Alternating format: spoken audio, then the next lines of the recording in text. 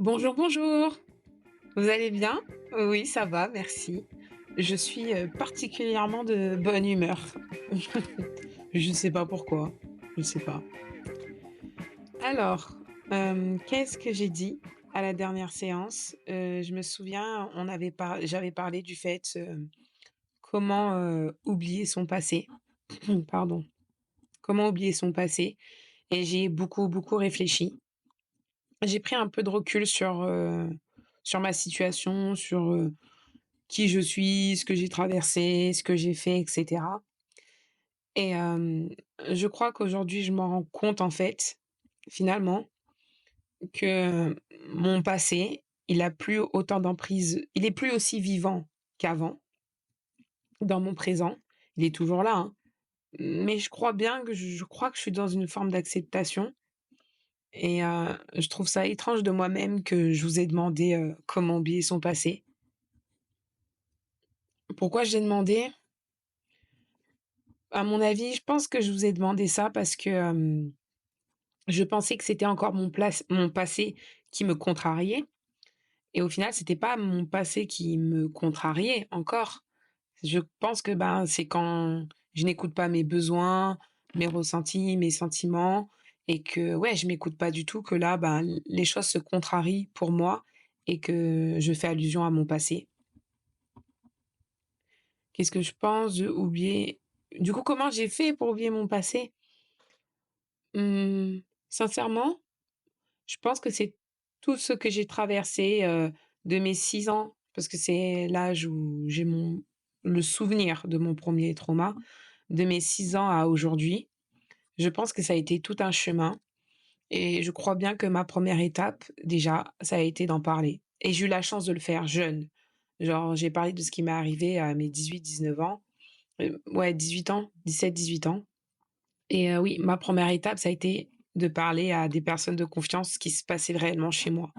Déjà ça. Et pendant longtemps, j'ai eu, besoin, d'en parler. J'avais pas forcément l'occasion de voir des psys et je pense que j'aurais bien voulu en voir à cette époque-là, mais j'avais pas la possibilité. Mais j'étais entourée de personnes à qui je pouvais parler de ce qui m'était arrivé et déjà ça, ça me faisait du bien. Ça me faisait me rendre compte des choses, du recul, de l'emprise, sous laquelle j'étais. Donc déjà ma première étape, ça a été d'en parler. Ensuite, après en avoir parlé, j'ai ressenti un soulagement, donc j'ai commencé à, on va dire, à un peu vivre. Mais en fait, finalement, je me rendais compte que j'étais encore prisonnière de ce passé. D'accord, j'ai libéré ma parole, mais j'ai pas transformé ce que j'ai libéré. C'était pas encore transformé en leçon ou en apprentissage ou bien en quelque chose de positif. Ce que j'ai libéré restait toujours négatif. Donc, je crois bien que en tout cas, ça, c'est moi et personnellement.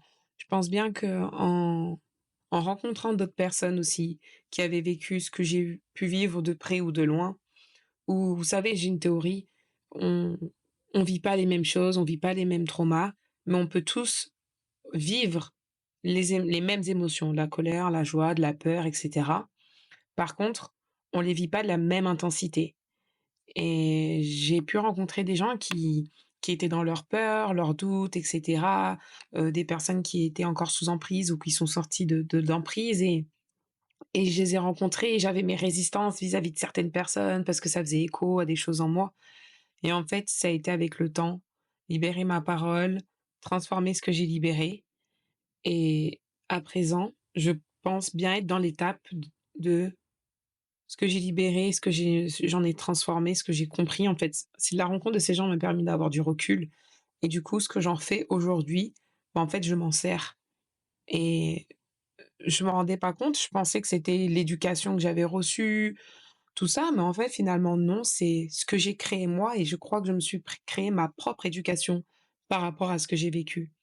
Mais pas une éducation, guidée et par mes peurs ou mes craintes. Non, une éducation qui est issue, de souffrances, de traumas et aussi de moments de bonheur et aussi de moments de doute et aussi des moments plats où ni heureuse ni triste et des moments de dépression et tout ça, j'en ai fait un peu une tambouille. Je sais pas si ça se dit tambouille, mais c'est pas grave. Mais en tout cas, tout ça, j'en ai fait quelque chose qu'aujourd'hui, je m'en sers. Mais je suis pas, j'ai besoin d'éclaircir ce point. Peut-être vous allez m'aider, j'arrive pas à trouver les mots, mais je suis pas bloquée dans mes principes ou, dans l'éducation que je me suis un peu créée. Je suis complètement ouverte, à aux choses nouvelles, aux avis nouveaux, à des choses différentes de moi, mais je sens vraiment que, en tout cas, ce que j'en ai fait de ces traumas me rend heureuse aujourd'hui. Je dis pas que je suis heureuse de ce que j'ai vécu et que je n'aur que, si j'avais pu l'éviter, j'aurais dit: «Bien sûr que je l'évite». Mais en fait, ma vie, ça a été ça. Mon enfance a été celle qu'elle devait être parce que, ben, j on n'a pas de contrôle sur ce qu'on vit, tu pas de contrôle sur ce que tu vas vivre complètement dans ton futur. Et j'avais pas de contrôle sur en plus enfant, donc tu pas vraiment de contrôle, si ton parent te bat ou pas. Surtout quand tu es un enfant, à part si tu as les bonnes personnes autour de toi, mais vous voyez ce que je veux dire?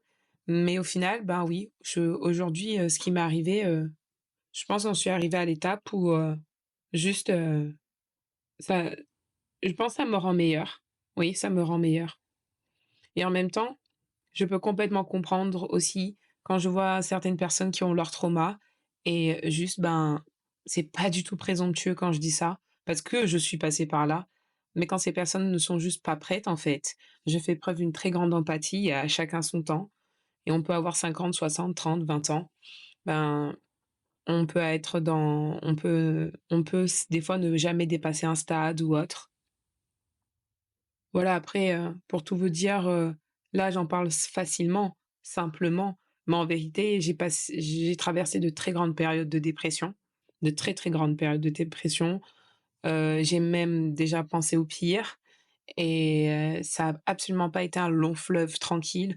Au contraire, souvent même, je me suis sentie seule dans ce chemin-là et je pense ce qui m'a toujours maintenue au fond de moi, c'est que très jeune, j'avais une petite graine dans ma tête qui me disait: «Bon là, tu peux rien faire, mais plus tard tu seras heureuse, plus tard tu seras heureuse, tu trouveras ton bonheur, tu trouveras ton bonheur» et en fait, ça a été mon espoir de me dire qu'un jour cette situation va se terminer parce que je n'avais pas les moyens qu'elle s'arrête en étant enfant et ensuite je suis partie de chez moi, mais il y avait encore la manipulation. J'étais encore sous emprise même en étant partie et en fait, c'est ça le ce qui a été compliqué pour moi, c'est comment ne plus être sous emprise alors que je suis partie. Parce que même quand on part d'une situation, on peut rester quand même sous emprise. Et je peux dire ça pour une de mes anciennes relations, je peux dire ça avec, ma mère. J'ai eu du mal à dire ce mot. Pourquoi j'ai eu du mal? Bah, je la considère toujours comme telle. Elle l'est, c'est un fait. Ça, voilà, hein. Franchement, je suis absolument pas gênée, de voir que j'ai ses mimiques, de voir que je lui ressemble. C'est un fait, elle l'est. Je suis vraiment dans l'acceptation. Mais juste, ben, elle n'est j'allais dire un mot waouh, j'allais dire un mot fort. J'allais dire qu'elle n'est plus vivante dans mon présent. Elle fait vraiment partie de mon passé. Donc voilà. Mais effectivement, en tout cas, je pense que c'est pas qu'on peut oublier son passé. Et je trouvais ça et je trouve toujours ça très frustrant quand il y a quelqu'un qui arrive et vous dit et que vous lui racontez un truc difficile et qu'elle vous dit juste: «Non, mais il faut oublier ton passé». «Oh vas-y, tais-toi». Je pense que oublier son passé, en fait, c'est des étapes et ça a été les miennes et je pense qu'elles diffèrent selon les gens parce que j'ai vécu ce que j'ai vécu, j'ai ma personnalité, je suis qui je suis, mais je pense qu'elles diffèrent, selon les personnes. Oui, mais en tout cas, oui, ça je me rends compte de certaines choses. Quel est Ouais, c'est vrai qu'en vrai, on voit un changement depuis les 2 dernières séances. Quel a été mon déclic? Mon déclic, je pense, c'est que, c'est un truc que j'avais oublié, en fait et qui m'avait toujours aidé. C'est que même dans des moments plus difficiles, les vraiment, je vous assure, des moments chez nous, ça a été la violence, matin, midi et soir. Ça a été waouh, terrible et qu'entre tout ça, bah, il y a des moments où, je sais pas, avec mes frères et sœurs, on pouvait rire. Et en fait, cette semaine, j'ai eu par exemple des moments difficiles, mais j'ai eu des moments tellement sympas, tellement joyeux et tellement simples aussi, qui m'ont en même temps réjoui que je crois que ça m'a aidé un peu au niveau de mon anxiété. Ça m'a fait un peu, vous savez, je vais vous donner cette image. je peux donner l'impression de monter très haut dans mon stress, mon anxiété, quand quelque chose ne va pas et en fait, avec ces moments de joie et ces petits rires, ces moments de bonheur, vraiment des choses simples, hein, vous attendez pas, j'ai pas voyagé, j'ai pas fait le tour du monde ou autre, j'ai vraiment des choses simples et ben, en fait, ça m'a redonné un peu du goût. Je sais pas comment expliquer, voilà, j'ai équilibré les choses. Oui, j'ai mes galères, j'ai mes choses difficiles, j'ai mes questionnements. Des fois, des gens, j'ai envie juste de leur mettre des balayettes, ils me saoulent et en même temps, bah, j'ai des choses vraiment trop sympas qui se passent et j'ouvre de plus en plus les yeux sur les choses vraiment sympas qui se passent dans ma vie et quand j'utilise le mot sympa, il y a énormément d'affection derrière et donc depuis ce moment-là, voilà, j'essaye de ouais, de profiter de ces choses simples, de ces petits moments de bonheur. Ça peut être, je sais pas, manger un truc bon, ou avoir un fou rire avec quelqu'un ou voilà et quand je rentre chez moi et que je repense à ma journée et que je pense que l'être humain a tendance à penser d'abord aux choses négatives, hein. J'ai l'impression, c'est dur pour nous, êtres humains, de d'être dans le positif parce que partout, développement personnel, tout ce qu'on veut, même dans l'éducation, on dit: «Non mais sois positif, sois positif». Donc je pense que pour l'être humain, c'est plus difficile d'être positif. Mais quand je rentre chez moi et que, je repense à ma journée et qu'il y a cette chose négative qui gangrène un peu mon cerveau, ben, je me dis: «Non, attends, ta journée, ça a été quoi d'autre?» et finalement, ben, j'essaye de me concentrer sur ça et j'essaye en fait, j'essaye d'utiliser ces choses positives comme une source d'énergie pour me motiver à faire les choses, pour me motiver, à être toujours, rester positive, ouais, j'essaye, je transforme encore ça. En fait, je crois que j'essaye de transformer les choses dans ma vie, positives ou négatives, j'essaye d'en faire quelque chose, de les transformer, de je veux pas les garder en moi. Je veux pas que ça me pourrisse le cœur ou que ça me déclenche un jour une maladie et je veux pas ne pas vivre, en fait. En fait, c'est que je veux vivre. Ouais, je crois que c'est ça. OK, on finit la séance sur ça. Bah, je vous remercie et je vous dis à la semaine prochaine.